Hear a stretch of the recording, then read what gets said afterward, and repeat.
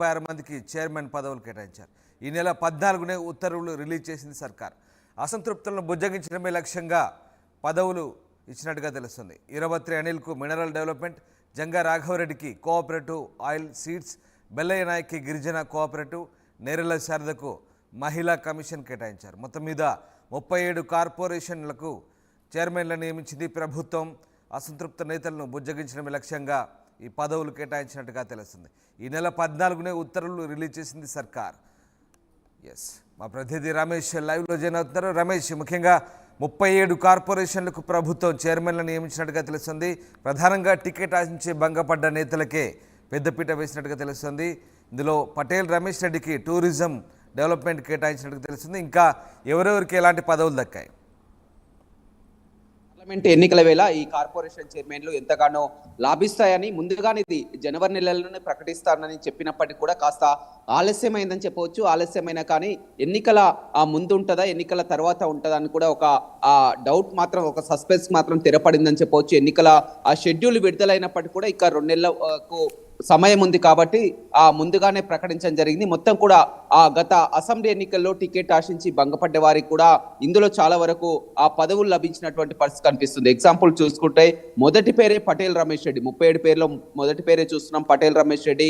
గతంలో ఇతను Suryapet assembly ticket ఆశించడం జరిగింది. అప్పుడంతా కూడా ఏఐసిసి పెద్దలంతా కూడా అతన్ని బుజ్జగించడం జరిగింది. ఆ తర్వాత ఎంపీ ఎన్నికలకు అవకాశం ఇస్తామని చెప్పడం జరిగింది. ఎంపీ ఎన్నికల్లో కూడా చివరికి అక్కడ నల్గొండ ఎంపీగా జానారెడ్డి తనయుని ప్రకటించింది. ఎట్టకేలకు ఇప్పుడు అతన్ని టూరిజం కార్పొరేషన్ చైర్మన్ గా పటేల్ రమేష్ రెడ్డికి దక్కిందని చెప్పవచ్చు. ఉమ్మడి నల్గొండ జిల్లాలో 3కి దక్కడం జరిగింది.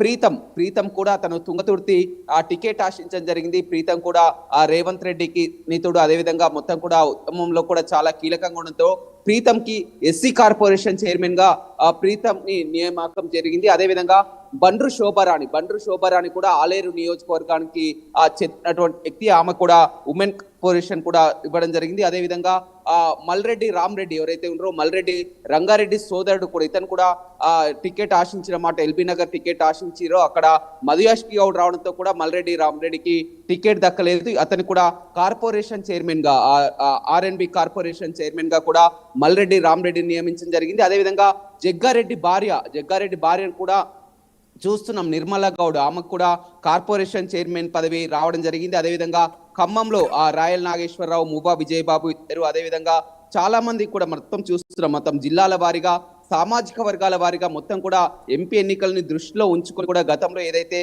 హామీలు ఇచ్చిందో అంతా కూడా నెరవేర్చే వేళ కూడా మొత్తం కూడా కొత్తగా కార్పొరేషన్లను ఏర్పాటు చేయడంతో పాటు 37 కార్పొరేషన్లు ఏర్పాటు చేయడంతో పాటు 37 కార్పొరేషన్లకు కూడా చైర్మన్ల నియామకం అనేది కూడా పార్లమెంట్ ఎన్నికల వేళ కాంగ్రెస్ పార్టీకి ఇది ఎంతో బలాన్ని చేకూరుస్తుందని కూడా చెప్పవచ్చు. ఎంతో మంది కూడా చాలా వరకు టికెట్ ఆశించిన వారు ఉన్నారు, పార్టీ కోసం పనిచేసిన వారు ఉన్నారు. వీరందరినీ దృష్టిలో పెట్టుకునే కూడా ఈ విధంగా నియమించింది. కాల్వ సుజాత ఏదైతే ఉందో కాల్వ సుజాతను కూడా చూడడం జరిగింది. ఆమెకు వైశ్య కార్పొరేషన్ చైర్మన్ గా కాల్వ సుజాతను, అదేవిధంగా జగదీశ్వరరావు ఎవరైతే ఉన్నారో మహబూబ్ నగర్ జిల్లాకు చెందినటువంటి జగదీశ్వరరావుకు ఇరిగేషన్ డెవలప్మెంట్ కార్పొరేషన్ చైర్మన్ గా ఇవ్వడం జరిగింది. అదేవిధంగా చల్లా నరసింహారెడ్డి, ఇతను కూడా ఎంతో యాక్టివ్ గా ఉంటూ జిల్లాలో కూడా సీనియర్ గా ఉన్నటువంటి రంగారెడ్డి జిల్లాకు చెందినటువంటి వారి అతను కూడా ఇవ్వడం జరిగింది.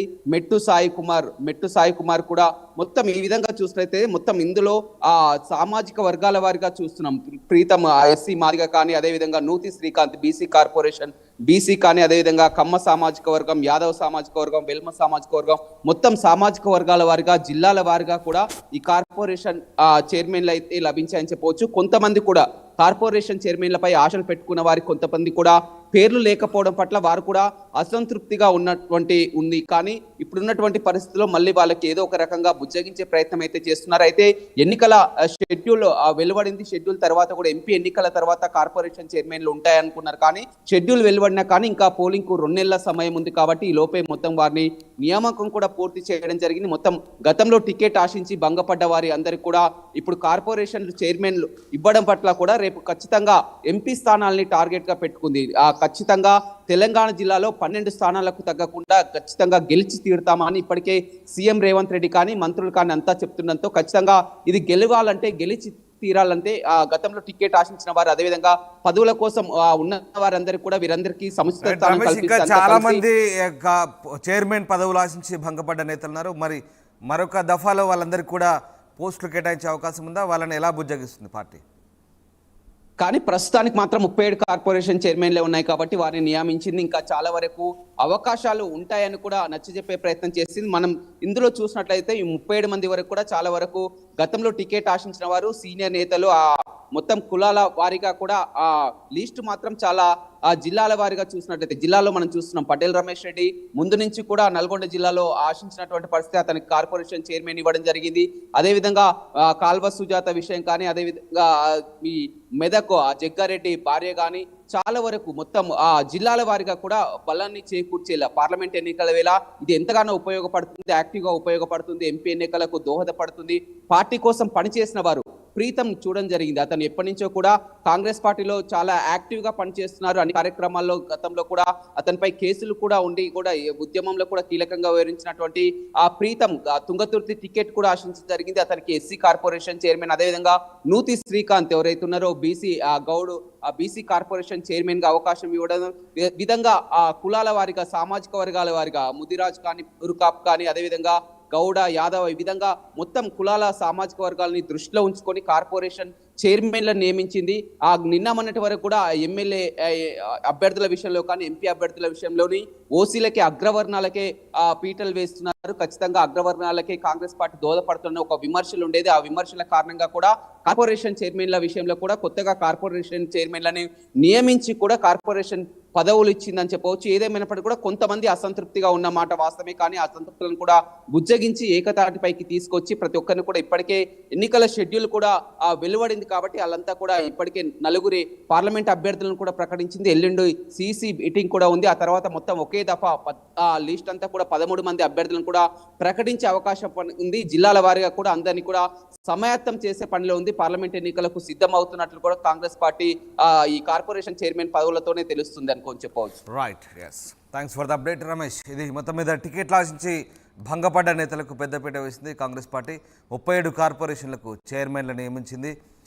ప్రధానంగా పటేల్ రమేష్ రెడ్డికి టూరిజం డెవలప్మెంట్ కార్పొరేషన్తో పాటు మరొక 36 మందికి చైర్మన్ పదవులు కట్టబెట్టింది. ఈ నెల 14నే ఉత్తర్వులు రిలీజ్ చేసింది సర్కార్. అసంతృప్తులను బుజ్జగించడమే లక్ష్యంగా పదవులు కేటాయించినట్టుగా తెలుస్తుంది.